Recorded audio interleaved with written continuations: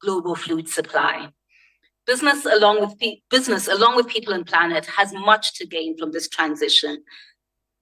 On the first day here, we did a field visit. I followed the field visit that went on to the wheat and the banana food value chains. It was really important to take those few hours to listen to farmers, to listen and understand how public and private has come together to empower the SME sector. It was great to listen to farmers talk about the opportunities that have been created by the cluster farming we have put in place. It was great to understand the challenges that they had around scale, around access to market. And it was really important to just take all of that and come into this summit and really try to unlock this missing. We know that the SME sector plays such an important role in global economies. SMEs employ close to between 60 and 80% of most workers. SMEs contribute significant amounts to global GDPs. But to bridge this investment gap that we must bridge to be able to transform food systems, there's three key things that I would like to share with you that are important in the context of this dialogue. The first is that we must direct investment to the hidden middle of food value chains. And this includes components such as processing, logistics, storage, packaging, and handling, segments that often SMEs have a deep investment in, and they have huge economic, social, and environmental impact overlooked by investors. This can be as simple as building drying facilities for seaweed and storage centers for dried products. And staff or those working there need to be properly trained to work in both to maximize the most potential. Agri-parks are a great game changer with the ability to host all of this infrastructure, resolving the issues of the hidden middle. Such investments will directly benefit smallholder farmers and SMEs who can then sell their products at a much higher price, establish trademarks and brands for regular income, and build consumer confidence. So the first, direct investment to that hidden middle. The second is we must unlock innovative and inclusive financing solutions and partnerships that have real impact on the ground. And here, let me talk about one of our sister organizations, the UN Joint SDG Fund, where I sit as part of the advisory group. We witness here firsthand the power of collaborative, creative financing initiatives. The fund is establishing a de-risking mechanism to position Zanzibar as a leading seaweed industry hub, working yet again with local businesses directly benefiting. Nigeria, the Joint SDG Fund is supporting a special agro-industry processing zone with IFAD, co-financed by the African Development Bank and the Islamic Development Bank. And in Tajikistan, joint programming is unlocking World Bank funding for logistical support. So second, innovative funding that will get right down to where it's needed most.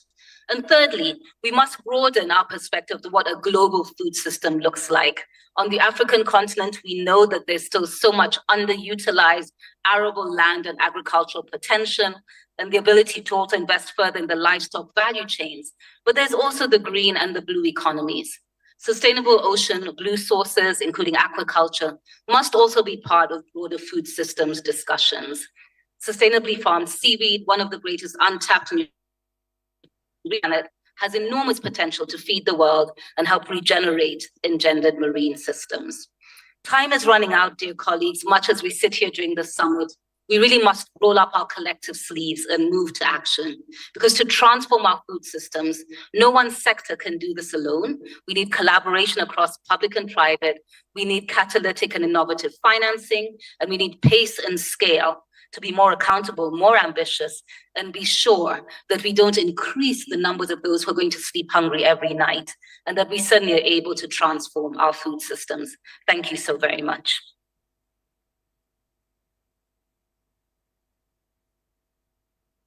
Thank you so much.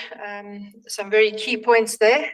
Focus on equitable and sustainable food systems. I'd just like to highlight this point. It came out of the former ministerial panel earlier today, actually from the Minister of Tanzania, who stated that the right to choose how we feed ourselves. And I think the points that you raised there are critical in this point. So thank you very much. Our next opening speaker, I have the pleasure to invite Mr. Gunther, and I'm not sure if I'm going to pronounce this correctly, Baker? Diego. Apologies. who's the Managing Director of the Directorate of SDG Innovation and Economic Development at UNIDO. Thank you so much. Thank you very much. Excellencies, business leaders, colleagues, ladies and gentlemen. First of all, it's an honor, dear Sander, to jointly open this dialogue at UNFSS +4, where we are focused on bridging investment to smallholder farmers and SMEs by unlocking the often overlooked hidden middle, as you mentioned, hidden middle of food systems, logistics, processing, and infrastructure. But let me begin also by thanking our partners, the World Business Council on Sustainable Development, FAO, and the UN Global Compact for the timely discussion. And dear Sander, you set the scene and gave us the background, including necessary figures. We at UNIDO, we are pleased to spotlight two models that offer practical solutions for food systems transformation, integrated agro-food parks, and seaweed value chains. Today, my opening remarks will focus primarily on the former. Let me mention only two figures. 30 to 40% of food produced in the field is lost as waste or spoilage. And the reasons for this include lack of transportation, insufficient storage capacity, or non-existing processing industries. In consequence, the continent Africa imports 80% of its processed food. This is more to an annual loss of around 50 billion US dollar in value creation. Integrated agro-food parks, which UNIDO has been developing for many years, primarily in African countries, address this fundamental problem and facilitate local value creation. These parks create ecosystems that bring together farmers, processors, logistic providers, and institutions. They attract investment, reduce post-harvest losses, generate rural employment, and enhance food quality. These parks serve as anchor infrastructure that links local value chains to broader market. And we will hear about this later in the panel. Integrated agro parks were also highlighted as priority interventions at the World in Addis Ababa last November, here in Addis Ababa, which produced the Addis Ababa roadmap, emphasizing local value addition, infrastructure investment, and improved access to finance for small-scale producers and SMEs. At this conference, UNIDO joined together with FAO in collaboration with Chambers Center the launch of the report Ending Hunger is Possible, which advances income-generating solutions through agro-industrial development. Building on this momentum, I'm pleased to share that UNIDO has now come back to Addis to launch our food loss and waste strategy. We did it yesterday.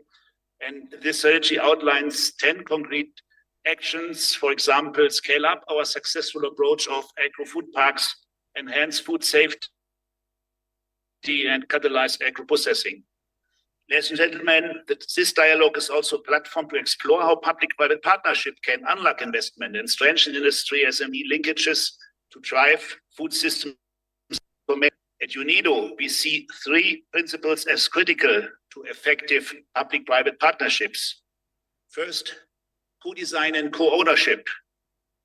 Strong partnerships are built on a shared vision that aligns public goals with private incentives to find win-win solutions, such as improving infrastructure, investing in cold storage to connect farmers to commercial value chains.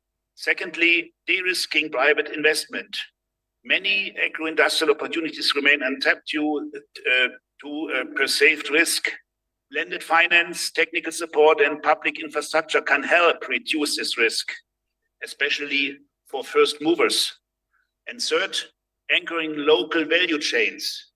Public-private partnerships must be inclusive. Smallholder farmers and SMEs should be full participants, not just the suppliers, but creators of value. This strengthens rural economies and promotes long-term resilience. Let me underline that integrated agro-food parks are opportunities for the private sector, which many companies are already taking advantage of, and hopefully should even more advantage of. Excellencies, colleagues, as we look ahead to the UNGA 80 and COP30, let's use this dialogue to scale investment, expand partnerships, and deliver real transformation in global food systems. We, as UNIDO, my team, Dejen, Ali, and the team, we stand ready to work with all of you, governments, investors, and farmers and innovators to make this vision a reality. Thank you very much.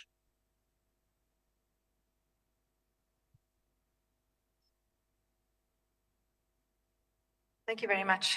For the future speakers, there's some stairs behind to have a health risk here. So thank you, Managing Director, for those very impactful words. I'd like to just highlight also that the 3 principles of PPPs that you are highlighting are very much embedded in the CADEP strategy, the upcoming one. So we really look forward to seeing how those can be rolled out to facilitate implementation. And I'm very excited to hear about in the next panel on the examples that you've spoken about. So thank you for the 2 opening speakers. Your insightful interventions have really provided a useful framing for the next component of the session, which is the panel discussion on enabling scale through partnerships, with special reference to integrated agro-food parks and to seaweed aquaculture. We are going to split this panel. There are, I believe, 8 speakers in total. So we'll start with the first 4 speakers. Mr. Dejen, Director of the Division of Agribusiness, to the stage. Division of Agribusiness and Infrastructure Development from UNIDO. Ms. Katie Carson, Director of Corporate Affairs, Global Food and Climate Policy at Tetra Pak. Ms. Paula Felipe, Regional Manager, Financial Institutions Group, Upstream and Advisory, Eastern and Southern Africa from the IFC. And Mr. Joaquin von Braun, I hope I said that correctly, from the UN FSS +4 Advisory Board and Scientific Advisory Committee to the UN Food Systems Hub. Welcome, please. So I'm going to ask you to provide your interventions in the order that you are sitting in. So let me hand it over to Mr. Dejen Tezera. I'm going to ask you each a question. And because we are a little bit pressed for time, we would very much appreciate it if you could speak between 3 and 5 minutes. But if you have to keep to the 5 minutes, that's okay, we understand. So Mr. Tezera, I'd like to ask you, what key lessons has UNIDO learned from implementing integrated agro-food parks in Ethiopia in particular, that have helped build strong public-private partnerships, and how can these models be scaled up across Africa? Over to you. Thank you very much.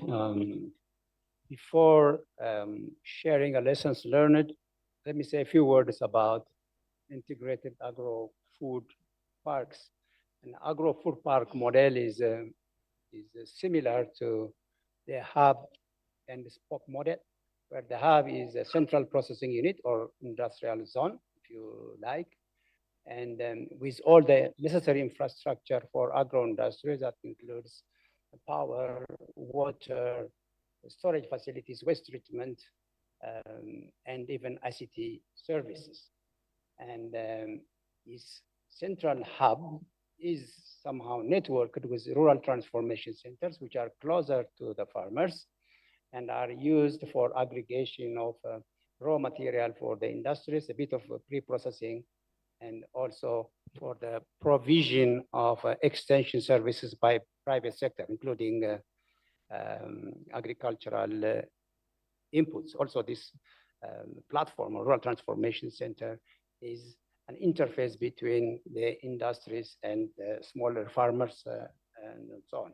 So this infrastructure relatively reduces the initial investment cost by food processors drastically. So, and then the facilitation with the linkages of smaller farmers to industries will be facilitated in this way. So going back to lessons learned, the first lesson learned is that selection of the site for agro parks should be carefully and technically sound, and they should be, let's say, done in consultation with the private sector as much as possible. And it's also, it will be very appropriate if there is a large-scale agricultural development program to build synergy between the agricultural production and the processing. So in all these cases, involvement of the private sector from the beginning will be extremely important. The second important lesson we learned is that we have to have a very strong institution, an entity which coordinates the development of parks from pre-investment studies, feasibility study, pre-feasibility studies, the construction and the operation and management. So this, if we have a weak institute to coordinate all the stakeholders, it will be extremely difficult to have a successful, let's say, industrial park. The third one is a holistic approach. A lot of people think that industrial parks, agro-food parks are the physical infrastructure only. Physical infrastructure is important in the center, but the whole activity around the catchment area of the park, that means in about 150 to 200 kilometers radius where the agricultural production happens is extremely important. That means the linkages through rural transformation centers to the farmers to support smallholder farmers to produce more surplus to the desired quantity and quality of the private sector is extremely important.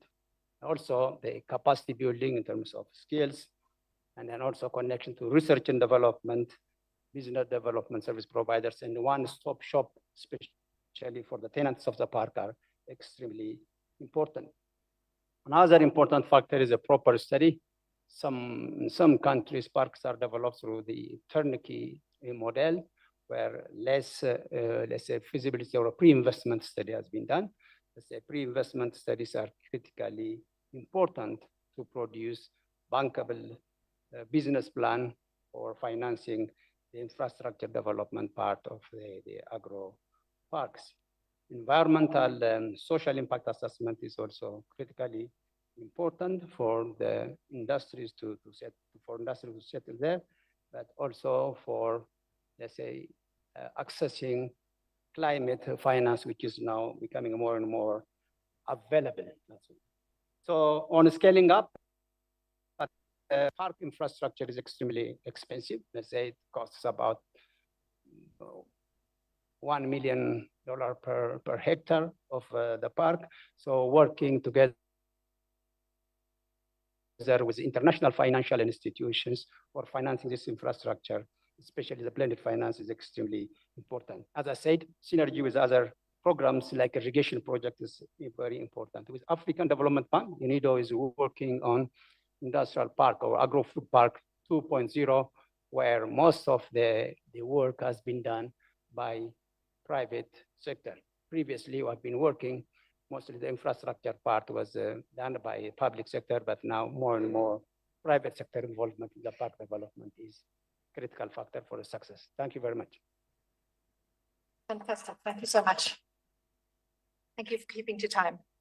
The next I'm going to ask Katie Carson, please. Tetra Pak Director, Corporate Affairs, Global Food and Climate Policy. Katie, from a private sector standpoint, how can companies be better engaged in value chain investment, particularly in strengthening the hidden middle? And what policies or incentives would encourage more sustainable private investment? Thank you, and thank you for the opportunity to contribute to this panel today, and is on a topic which is very much at the forefront of our approach to food systems transformation at Tetra Pak. So what we do at Tetra Pak is very much part of that hidden middle. If you know Tetra Pak, you probably know us best for our carton food packaging, but we're also an advanced manufacturer in food processing technologies and equipment, with over 140,000 processing units in operation globally at our customer sites. So very much operating in that midstream of agri-food value chains between the farm gate and consumer plates. And many of our customers, the food manufacturers, are small and medium companies, so the regional manufacturers or SMEs operating within the food manufacturing sector. So, I think we've heard the importance of strengthening the hidden middle, and it's really a key imperative for food systems transformation. It's also, it's an imperative also from a decarbonization perspective. So the hidden middle accounts for just over 20% of food-related emissions, but of course it is essential for fostering broad economic growth, supporting farmers' livelihoods, and enhancing supply chain resilience. So when we talk about food systems transformation, much of the policy focus we feel is very much tends to be at the two ends of the chain, so on agriculture and then on consumption and dietary shifts. But a more robust hidden middle can really deliver the wide-ranging benefits that we have heard. So when we're looking to address both the challenges of achieving food security and decarbonization, recognizing the potential stream and what it can unlock, and that it can unlock really that ripple effect of positive outcomes. So really we feel the role of the private sector is key, both in terms of sort of scaling up value chain investments, but also sort of fostering that ecosystem which builds capacity, which unlocks growth, and which can support those food manufacturers in the midstream. And I think what we see today and what we've seen over the past couple of days is that the solutions are there today. Many of the solutions that we need are already available. For example, to reduce food loss and waste, for energy and water efficiencies within food manufacturing, to enable more circular food production, for example, through upcycling side streams, as well as innovating for new foods, and can really have a significant positive impact if we can get that scale.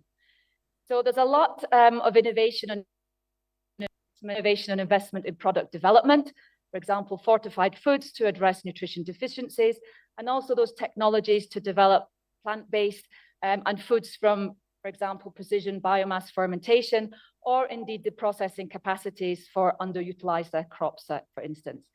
And at Tetra Pak, obviously we're working with our customers, but we also work with startups, for example. So it's really about supporting through our global ecosystem, our customers when it comes to recipe development, product production capabilities, and the scale up of new products. So that innovation and technology is available today, but we really need the right investment climate to enable uptake of those new solutions. And this is particularly important for SMEs. And that's really where, the policy and the incentives are key to accelerate change. So we really need that targeted investment and smart policy interventions, including in the midstream. We know that today, less than 5% of climate finance, for instance, is allocated to agri-food systems. And one of our key calls for action is that investors and governments redirect, scale up, and make climate finance, including blended finance, more accessible across the entire agri-food value chain. And we also need to ensure that there's policy coherence and no trade-offs on food security in policy and investment decisions. We heard about food loss and waste. So for instance, when we're talking about food policies related to packaging, then we need to ensure that they are not exacerbating issues of food loss and waste. So really creating that enabling ecosystem as well as the policy environment is necessary to stimulate investment and support its sustainable and inclusive growth across the full agri-food value chain, including in the hidden middle. Thank you. Wonderful. Thank you so much. And again, thank you for keeping to time. That was exceptional timekeeping. So well done. Next, I'm going to move to Paula Felipe from the International Finance Corporation, Regional Manager, Financial Institutions Group, Upstream and Advisory for Eastern and Southern Africa. So Paula, if I can ask you from a development finance perspective, how can institutions like the IFC help to de-risk investments in agro-food and blue food value chains in particular? And how can concessional or blended finance be structured to crowd in private capital? Thank you. Thank you very much. And I'd like to thank the organizers for inviting me to participate in this very important event. So what I'd like to talk about today is a concrete solution which IFC is deploying to unlock financing to the agri sector. It's well known that bank financing to agri is less than agriculture accounts for over 60% of activity in Africa of GDP. So critical on financing agri is the lack of financing to production, i.e. smallholder farmers. There's a 240 billion need estimated and only 70 billion has been made available. This presents a challenge, but also a tremendous opportunity for FIs to be able to expand their market segments at the same time address an important need of the continent. By providing financing, it strengthens farmers as well as the value chains consisting of the SMEs that support them. The solution which IFC is rolling out leverages on technology to incentivize financial institutions and lenders to lend to the sector, which historically has been very perceived to be very high risk. We call it the Africa Agriculture or AAAP. The ambition of the IFC is to deploy $6 billion in financing to improve productivity in 5 million hectares across the continent by 2030. We're going to be employing a holistic solution combining both financing, unfunded and funded investments, as well as our technical advisory capacity to strengthen the agri sector. So the key element in the solution is the SME AgTech. So we've talked about traditional SMEs within the agri value chain.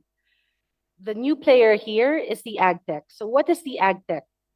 The AgTech provides technology solutions which integrate players of the supply chain into their platform to facilitate better visibility and reduce perception of risk. So the AgTech essentially is the all of the actors from input suppliers to off-takers to service providers on purchasing, etc. So in order for the AgTech to deliver on its de-risking role, it needs to be able to provide value add on the following. So we've seen AgTechs who are able to perform this to provide, to enable banks to lend to the agri sector. So through satellite technology, they're able to map and profile farmers, enhancing KYC. They manage input distribution, they provide extension services, facilitate mechanized services, provide market access, and facilitate data analytics. So the AgTech SMEs implement a phygital approach where agents on the ground complement the tech infrastructure. So in IFC, we have evaluated about a dozen AgTechs across the continent and are currently in the process of implementing pilots in several countries, but I'd like about Morocco and Ethiopia as concrete examples of how we've taken this concept into action. SOIT and AgTech to map 25,000 hectares in Morocco and 80,000 across Africa.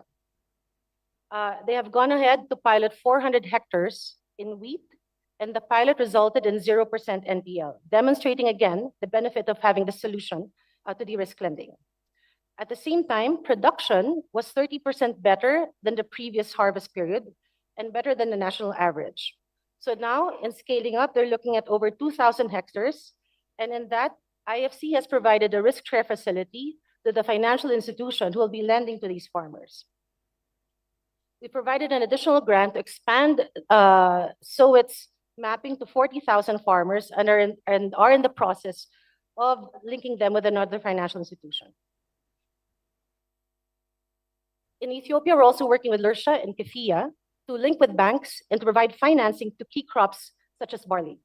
Essentially, what we've seen here is that this is a practical solution to use technology, this new SME player in the agri space, to help de-risk lending to the agri sector and also make the operation of origination and monitoring more cost efficient so that banks who had previously stayed away from the sector can now participate in a way that's economically viable and also aligns to the business objectives of the financial institution. So we're very excited to take this forward and achieve that ambition of $6 billion across the continent. Thank you. Thank you very much. And again, thank you for keeping to time. This panel is exceptional. I'm particularly interested to hear what you are saying. We've been working in aquaculture for a number of years now, and in particular, the agility, the innovation with the DFIs is an essential component to aquaculture development on the continent. So congratulations. To our next speaker very quickly, Mr. Joachim von Braun. Sorry if I'm murdering your name. I hope I'm pronouncing it okay. Joachim, if I can ask you, what are the growth potentials of food processing industries and related SMEs in Africa? And what research or data gaps need to be addressed to inform effective policy and investment decisions? Thank you. Over to you. Thank you for these questions.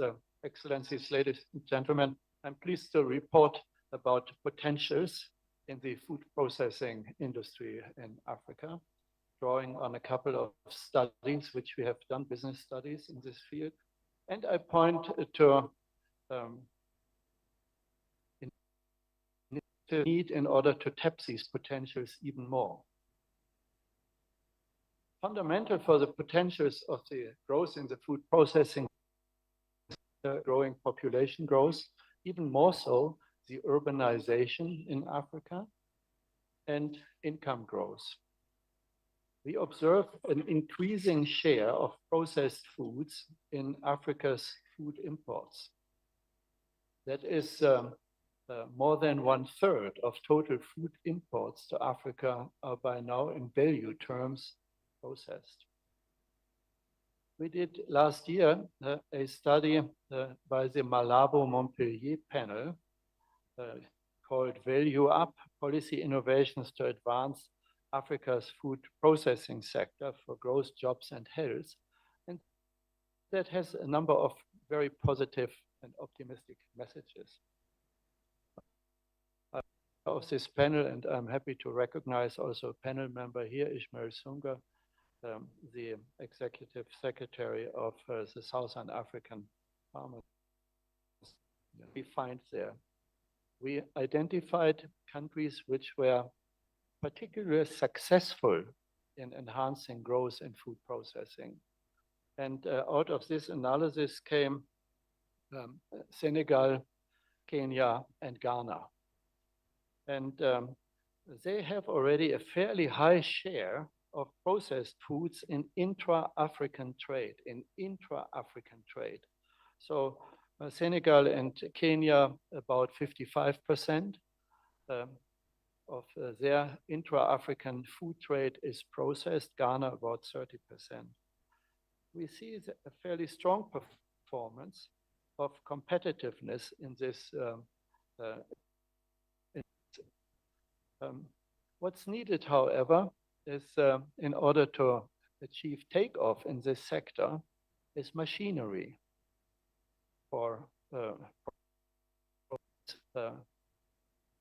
and preferably many of the food processors nowadays want automation in their processing because the demand for safe food and low waste drives towards automation. Importing this machinery in the 3 countries which I mentioned costs per annum typically between $100 and $200 million a year. That needs to be financed. Otherwise, entering into the food processing sector is difficult. We don't have yet this machinery industry in Africa. There is, for the takeoff, the need for importing this machinery.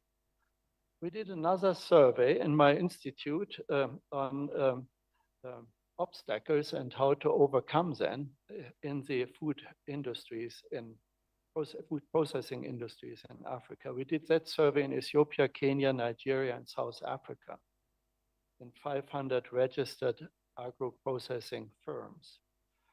Now, we find from this survey 2 types of obstacles. One is in staff terms, in personnel terms. Skilled personnel for the automated food processing industry is a major constraint. In the survey, 40% of the companies say that's our problem. In the only mechanized, not automated firms, it's about 20% of the companies who say that's a problem. So the obvious conclusion from that is we need a massive investment in skilling the personnel that can run food processing industry. And the other constraint is with the machinery and their operation. They're in the hardware, they're in the automated food processing industry. Hardware malfunctioning is often mentioned.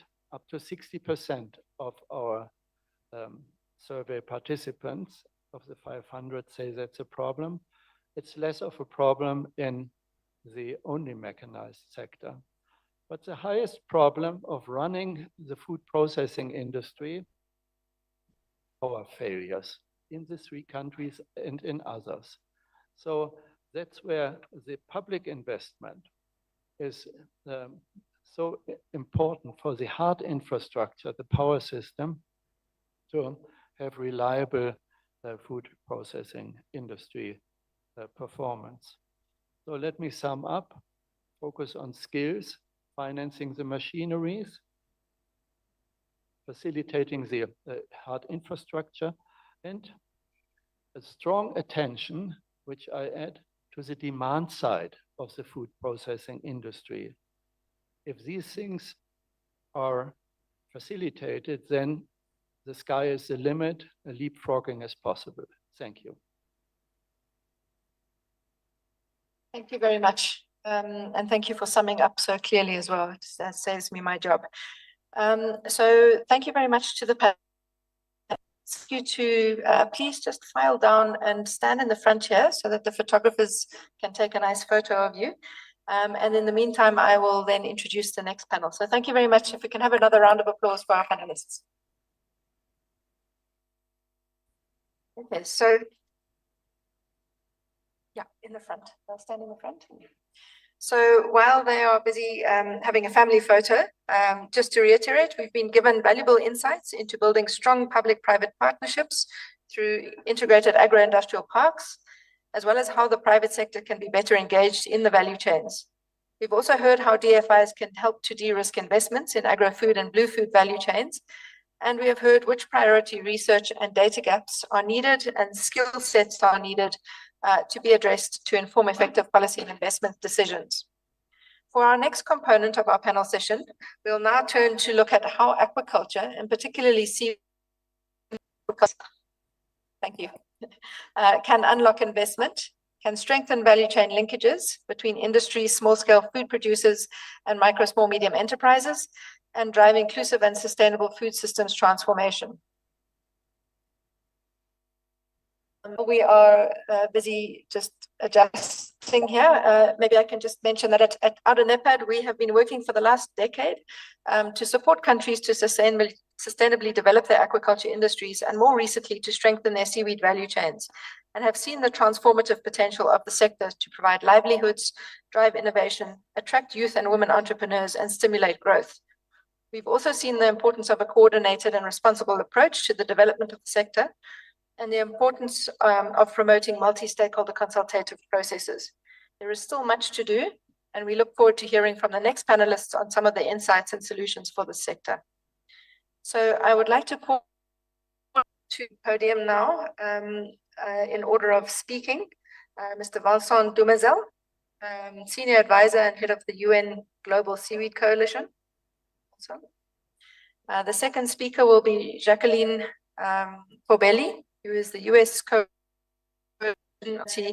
and CEO of Brightline. Jacqueline, if you could come up too. The third speaker we will have is Mr. Chris Brett, who is the lead agribusiness specialist at the World Bank. Thanks, Chris. And then last but not least is Mr. Etienne Datimana, who's the program director of East Africa from IDH. So thank you, please come up. Now, as in the previous panel, I'm going to ask each of you a leading question, and trust you'll be able to answer. So we'll start with Vincent. Vincent is a champion for seaweed, for global seaweed, and is really making his mark on the sector and for driving interest in the sector. So Vincent, maybe what I can ask you is, what is most needed to scale up investment in seaweed and blue food in particular?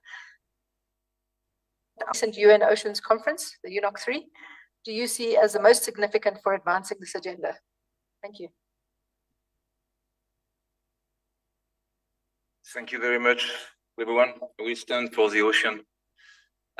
Today, I'm a bit concerned and full of hope and optimism, actually. A bit concerned because we heard yesterday that 673 million people are starving today on this planet. A bit concerned because we have every day on the planet 300,000 people to feed in addition. Because according to recent studies, in order to feed the global population in the next 50 years or so, we will produce as we ever produced as human beings over the last 12,000 years. And this will have a cost, and we all know what is this cost. I mean, yields in crops are declining. The cities grow bigger, and the arable lands get smaller and smaller. In the meantime, our foods are the biggest contributor to global warming, to pollution, water scarcity, biodiversity loss, and modern slavery. So there's something very wrong here, and we need to find new solutions. And I think the biggest part of our problem relates to our obsession with land food-based. We are obsessed with the soil. I mean, think about it. Our planet is covered by 70% by ocean. 70% of ocean covers our planet, and they contribute to less than 2% of our food. It's insane. And it's even worse, actually, because on land, we grow food, or we grow life. I mean, life grows on 20 meters or so. In the ocean, we are talking about 4 kilometers of life in average. So all in all, on this planet, we have 96% of the inhabitable space ocean. 96% of the inhabitable space contribute to less than 2% of our food. So the solution is here. We have it. The greatest untapped resource is in the ocean, and we will need investment for that. Because if we move from prehistory to modern history 12,000 years ago, moving from hunters-gatherers on land to become farmers, we never did that in the ocean. And we're not gonna wait 12,000 years to build this new solution in the ocean. We will need to go way faster. And for this, we all need investment. If we want to repair the ocean instead of destroying them, the best place to start is seaweed. That's the lowest trophic level. Seaweed is a source of food, of animal feed, of biostimulants to replace fertilizers, source of packaging. It can repair the ecosystem. It can sequester carbon and bring source of revenues to coastal communities where fishing resource will disappear in the future. So seaweed is, they don't want to start aquaculture as we did so far. We don't want to reproduce the mistakes we did on land. We want to do regenerative aquaculture. All together, seaweed, fish farms, oyster farm, and so forth. I was a couple of weeks ago in Norway. In Norway, they are growing salmon. They are growing salmon, and they feed this salmon with GMO soy meal coming all the way from Amazonia, where they contribute to deforestation. Soy is 25% protein. Next to this salmon farm, you have some seaweed that are 40%. Don't use it because they don't know how to grow them. We need investment to learn how to grow seaweed and develop an integrated aquaculture that can feed the entire planet. And that's a very good news to all of us, I think, because that's an ocean of solution that is lying there. We should stop thinking about aquaculture as we did so far. We developed aquaculture in order to replace food because we were running short of food from lands and running short of fishing resources. But still, we are feeding so far this aquaculture with food from lands and with fishing resources. So there's no progress here. We should build a new model. UN Global Compact over the last 5 years took a lead into that. And with a visionary, very, very bold approach, UN Global Compact built the first ever global seaweed coalition, gathering 2,000 stakeholders in order to regroup these pioneers all around the place. And we now became the voice of this seaweed industry all around the planet. We generated investment, but we will need much more because it should go beyond seaweed. It should go way further. And that is aquaculture.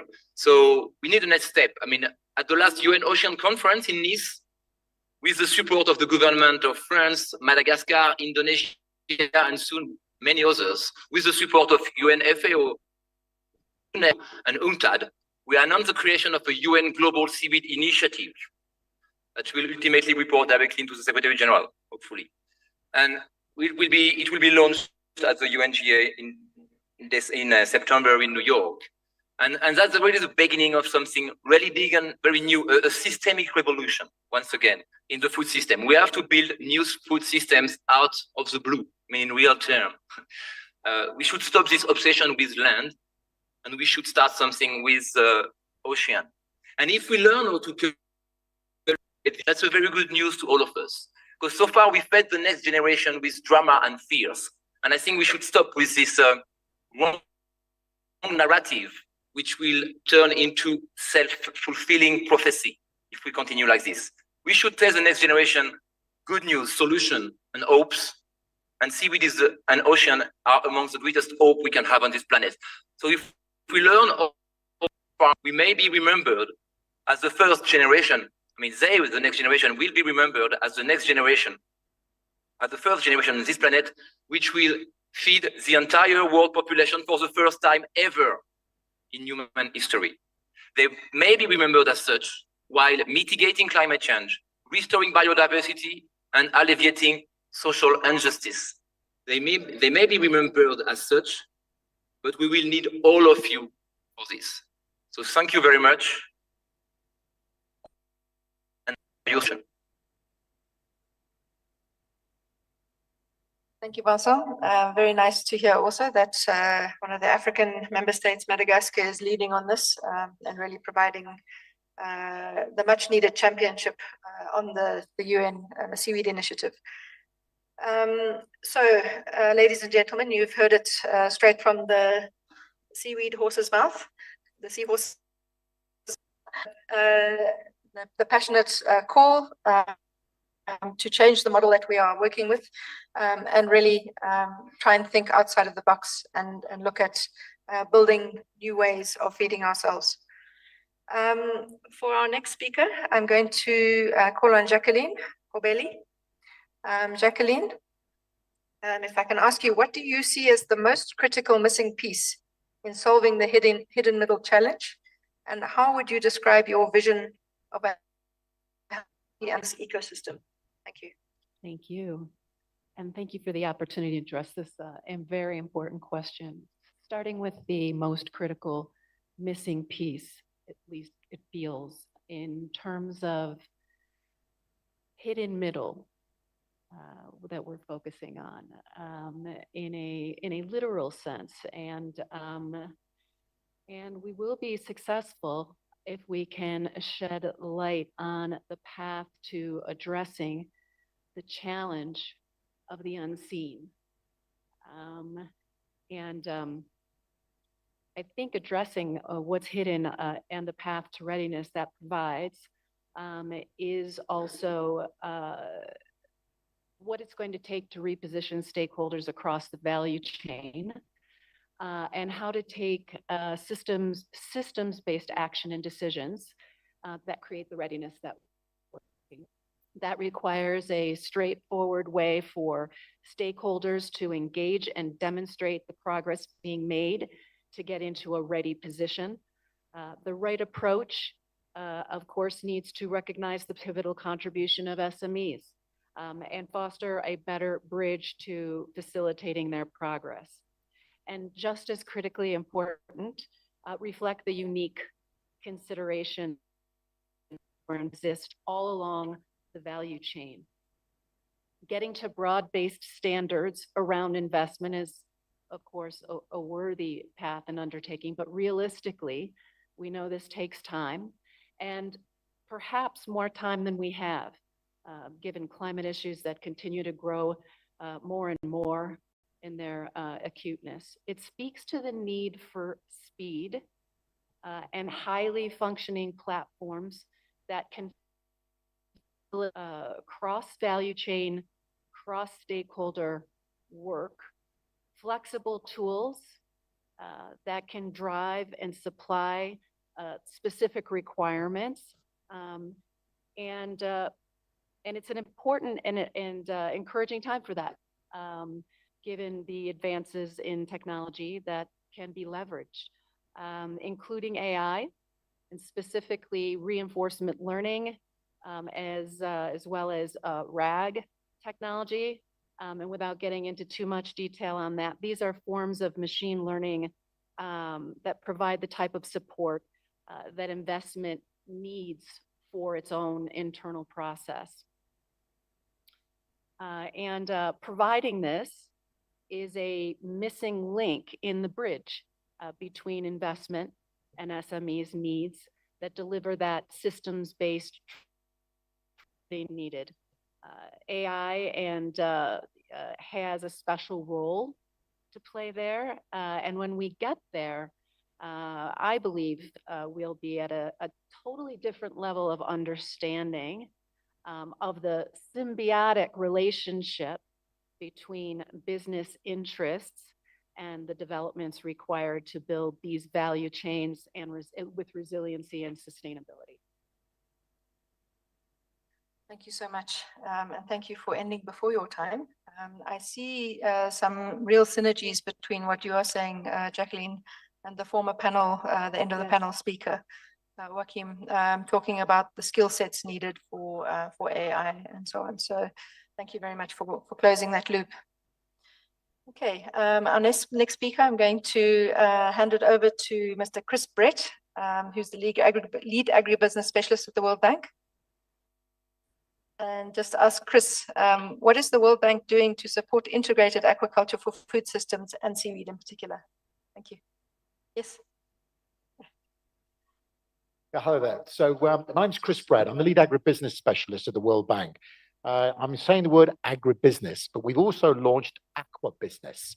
And 3 years ago, we set up what we call the Aqua Invest platform. And under the Aqua Invest platform, we're very close to bringing the sector together to invest in aquaculture. Now, I've been asked to really talk about seaweed, which is a very strong component within our platform.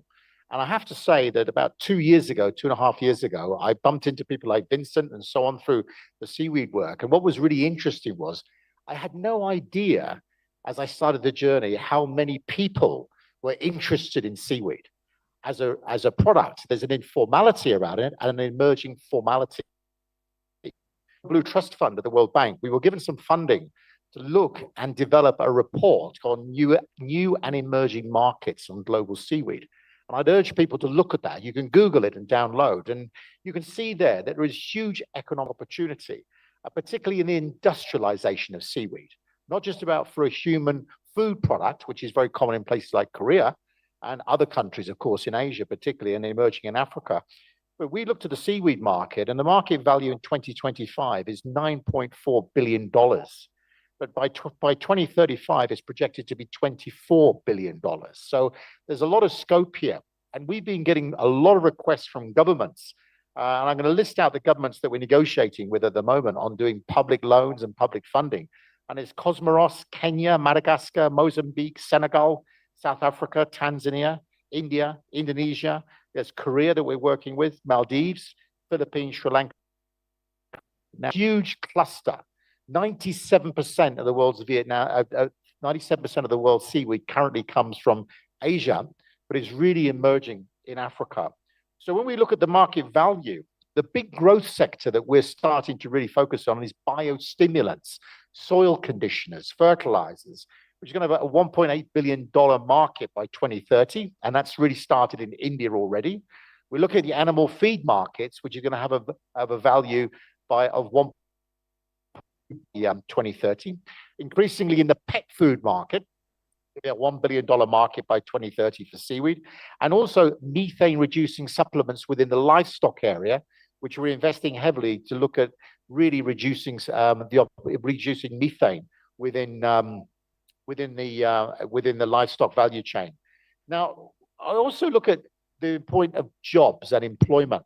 I want people to take one clear message from what I'm talking about today, that the World Bank has done a review on the situation of jobs globally. And by 2032, there's going to be a requirement for 1.2 billion jobs. And of course, this is involving a lot of youth coming into the job place, and so on, 1.2 billion. And the analysis that we've done across all the sectors is only showing a line of sight of 450 million jobs. So this is a huge deficit of impact, engaging the youth. Before we came into this room, there was the youth conference, which I was listening to, and I was encouraged, but the global issues around youth employment is going to be huge. So when it comes to seaweed, you get one job for 10 tons of dried seaweed. There will be an opportunity to generate 50 million jobs by 2030 within the seaweed markets. And 85% of them will particularly working in this space. And we've also been analyzing Tanzania, where there is 30,000 people currently employed in seaweed. So these are the kind of areas that we're looking at. We've heard also from Vincent about the climate and the environmental benefits. So I won't be going into that. But at the World Bank side at the moment, we've received funding from the government of Korea to really look at how do we generate and look at really strong policies for research and innovation. We have to take seaweed as a value chain, not just as an informal product. And as a value chain, the first thing we've got to do is have line of sight of supply. So we're looking at how do we invest in the right seaweeds, the right research to develop seaweed, then into the processing and then into the markets. So we have an awful lot to do, but we're very, very pleased and encouraged by a lot of the governments that are coming to us and saying, how do we get this major innovator really moving in our space? So real strong call to action there, and I'm looking forward to work. Thank you very much. Okay, thank you. Thank you so much, Chris. Yes, I think for the seaweed sector, the African Union is really looking into this as well. And we have seen definitely the potential for the sector to provide some of Africa's priority development aspirations. What I do know is that whatever is done will need to be equitable, and we'll need to find solutions for the women farmers that are farming at the moment and the youth that are coming up. We're seeing a lot of innovation particularly in the food sector, by the youth. And I think we need to look at being agile as policymakers in terms of providing adequate standards to allow them to trade and to diversify their products. So thanks very much for the effort that the World Bank is doing on that. Okay, last but not least, I'm going to turn to Mr. Etienne Ndatimana, Program Director Africa for IDH. Etienne, from your perspective, what can be done to strengthen value chain linkages between industry, the smallholder farmers or food producers, and SMEs, and drive inclusive and sustainable food systems transformation? Thank you so much. Yeah, thank you. Thank you for the invite. So at IDH, the work of linking smallholder farmers to market is at the center of what we do. We were founded 17 years ago to help improve sustainable trade between food producers and global markets. So we use a value chain approach where we link smallholder farmers in producing countries with international markets, focusing on exports as coffee and cocoa. That's where we started. And now in our new 5-year strategy, going up to 2030, we focus more on food crops for enhanced food security and better income for farmers, especially in Africa. And to do this, we follow 3 approaches. One is we work with SMEs as change agents that help bridge the connection between smallholder farmers and large buyers or food manufacturers. In Africa alone, we are working with over 100 SMEs that collectively source from about 500,000 smallholder farmers in 7 countries from Southern Africa to East and then West Africa. Number 2, we are facilitating dialogue and partnerships with large off-takers and practices in favor of local sourcing for food produce. This is happening in India, in Nigeria, in Southern Africa, and soon in East Africa, including Ethiopia. And we are engaging the likes of Unilever, Nestle, PepsiCo, and other major brands and manufacturers. Third, through FarmFit Fund, we directly invest in farmer-facing SMEs and financial intermediaries that directly serve smallholder farmers. So far, we have deployed over 50 million euros in food processing SMEs and MFIs, microfinance institutions, that collectively are serving about 1.2 million smallholder farmers. So I would say that in summary, we can say that investing in rural aggregators and processors is a sure way of connecting the smallholder farmers to the formal markets, be they domestic, regional, or international. And early lessons from our fund, FarmFit Fund, suggest that there is a huge gap for patient capital to serve adequately food SMEs on terms aligned with their business model and pace of growth. And here, when I say patient capital in agriculture in particular, we are looking at capital that is availed at the right time, because in agriculture, if it's planting, it's planting. It's no waiting, you miss out a whole season. It should be availed on the right terms. For example, should be cash flow based. Lending, instead of, I give you my money today, and I hope you start repaying a monthly basis from next month. That's also quite a challenge. The cost of capital. Cost of capital goes in many ways. In particular, I wanted to focus on one, the cost of Forex hedging for local borrowers.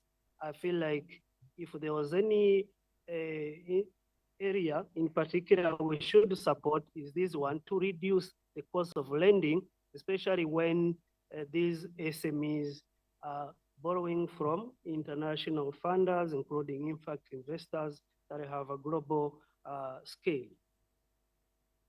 And consequently, from what we've learned from FarmFit Fund, where we try to provide patient capital, we are fundraising now for a second fund for between 100 and 200 million to scale this work. But we know still that's going to be a drop in the ocean.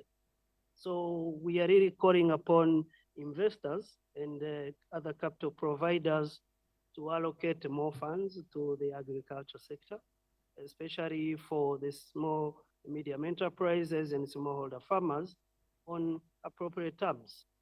Why? Because we believe, that's been said by many speakers before me, that our own good health and the future of smallholder farming, producing countries, depends on sustainable investment in food system. Thank you. Thank you so much. I think once again, you've provided a circle back loop also to the previous discussions on integrated agro-industrial parks, where you talked about the importance of investing in rural aggregators. So I think we have a lot to learn from the experience that you've brought, the need to focus on the cost of Forex. This is a very important one, particularly in aquaculture, which is a capital-intensive business. And we've seen huge challenges to local aquaculture producers, particularly in that line. So thank you for that. We come to the end of our panel session. So if we can just give the panelists another round of applause. I'm very sorry that we're not going to be able to open up for questions due to the time constraints and the need to meet the upcoming closing session of the event in total. So if I can just ask the panelists to step down, and we'll ask for a family photograph again in front. So thank you so much to all the panelists for your insightful interventions. You've really highlighted some of the key issues and opportunities for unlocking investment, strengthening value chain linkages between industry, smallholder food producers, and SMEs, and to drive inclusive and sustainable food systems transformation through aquaculture and seaweed farming. So thank you for that.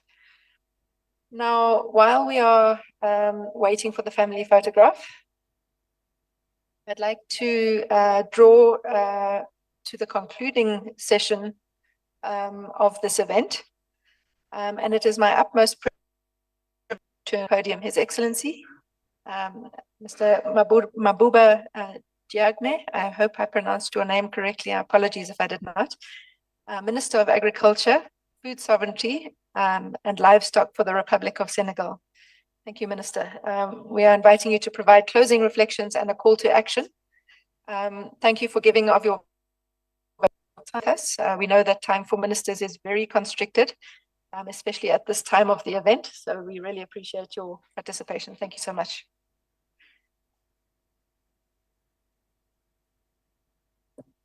Good afternoon, everybody. When you ask a former banker, now who become a minister, to talk about bridging investment to small scale farmers and SMEs, I get confused because I don't know which hat I should wear. I would start with a small story. I come from Senegal, from a relatively modest family background. And at very, very early age, I started being an entrepreneur. At very, very early age, I started buying vegetables and selling vegetables. And you start facing the real challenges of a small agribusinessman. From time to time, some of the goods that are unsold get rotten. Why I'm telling you this story? Because this has taught me very, very valuable lessons in life. The importance of selling before producing, and the importance of being able to store or to transform in order to add some value. Africa is currently importing over 100 billion euro to feed itself. Everywhere we are selling, we are saying that the post-harvest losses are between 25 to 35. In certain countries, it reaches up to 40%. Today, what are the challenges of the small-scale farmers? Beyond the challenges of climate impact, productivity, profitability. If I tell you that in Senegal, farmers, especially the small-scale farmers, work less than 90 days in the year, mainly depend on rains. And this is where I believe the value chain starts. The quality of the soil, the availability of the water in quantity and in quality. In Senegal, we have something that we call the 3FTC. We need to train the farmers,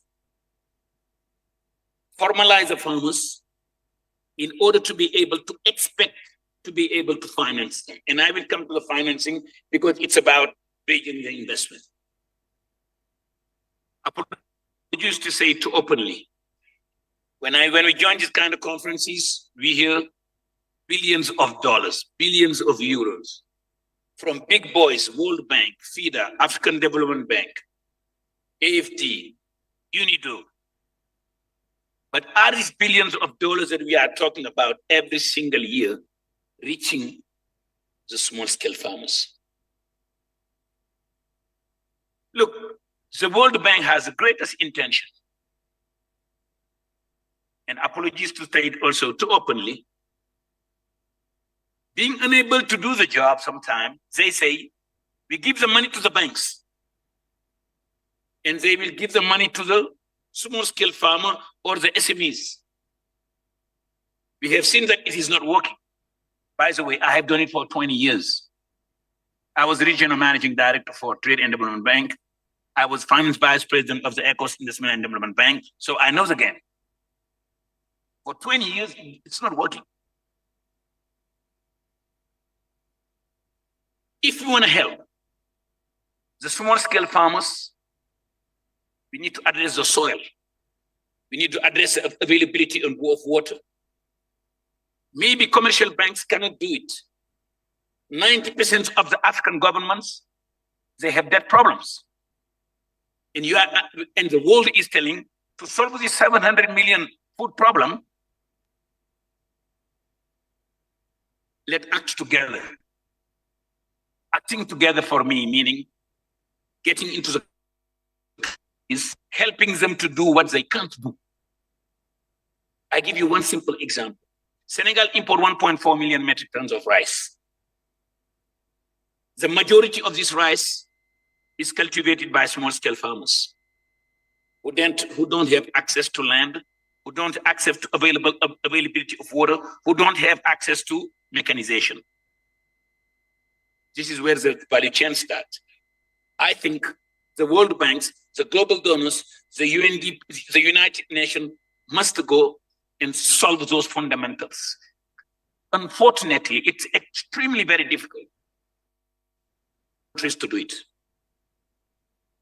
Now let's move again through the value chain. We assume that the small scale farmer gets a piece of land that is ready to be farmed. He has water. We need to leverage technology. And I am very glad to see the World Bank keep on talking about this agtech. I have experienced personally that the youth are not telling that we don't want to do agriculture. What the youth are telling, we don't want to do agriculture the way our grandfathers are doing it, especially in Africa. The youth, they want to keep their mobile phone, monitoring the greenhouses, keep takes their mobile phones, monitoring the center pivot, takes their mobile phones, doing TikTok. This is what the youth are looking for.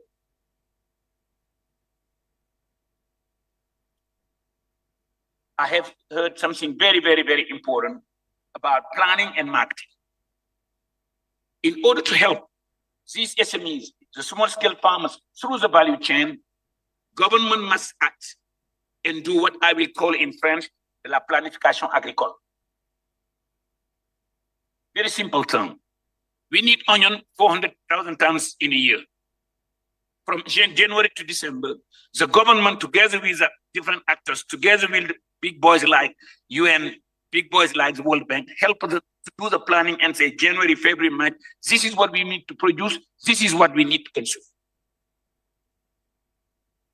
Changing global policies. Through the World Trade Organizations, the world is telling the African governments or small-scale farmers, you must compete with the big boys in America, with the big boys in Brazil, with the big boys in China. Is it working? I'm not sure.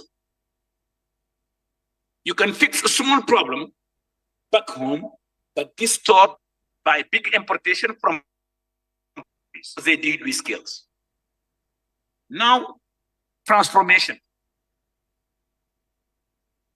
If I take the example of Africa,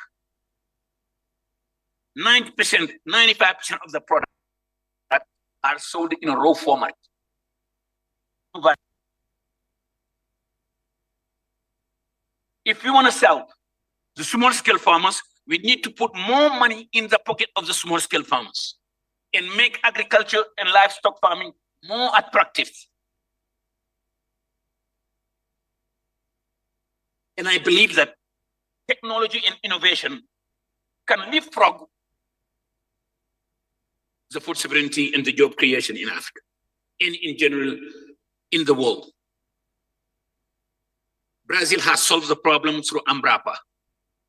You have seen the agri-success that China has done the last 50 years. The same. Without even leaving Africa, look at what Ethiopia has done the last 5 years in wheat.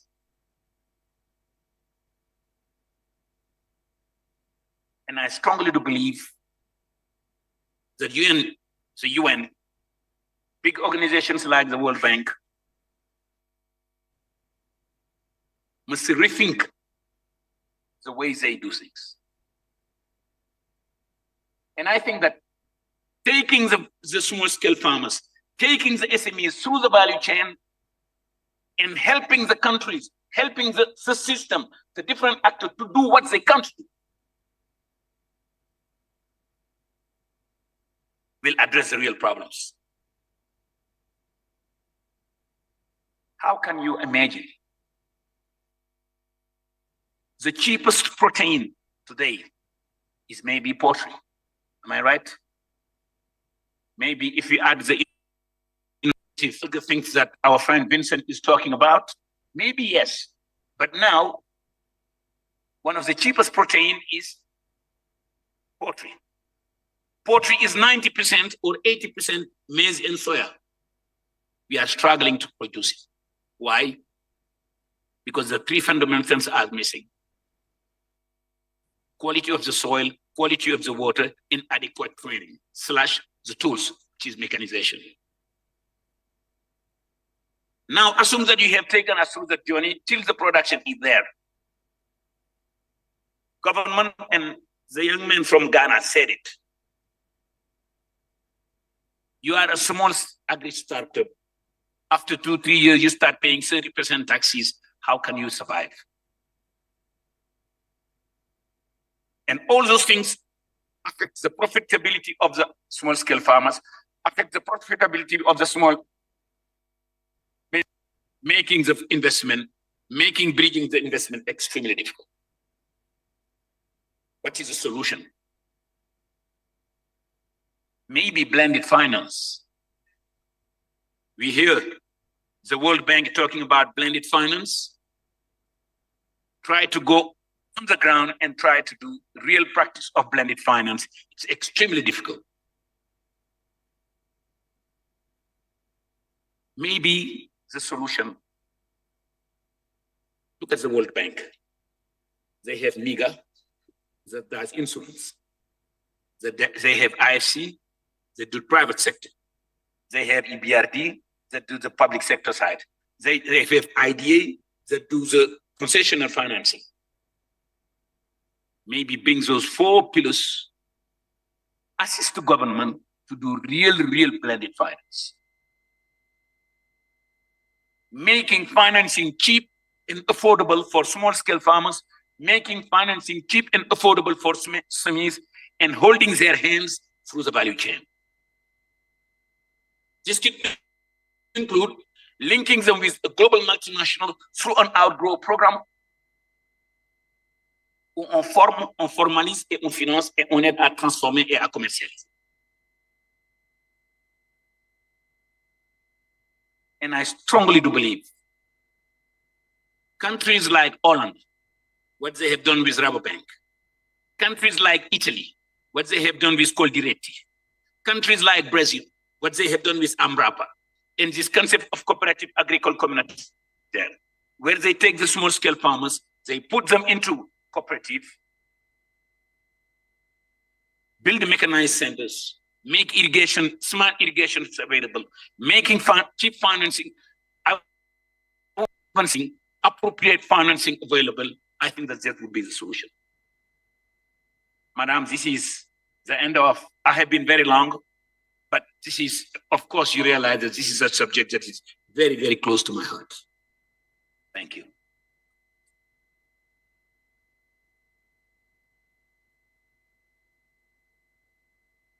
Thank you so much for those very bold guiding words for us to take away. So I'm not going to say anything else, just call to an end for the session.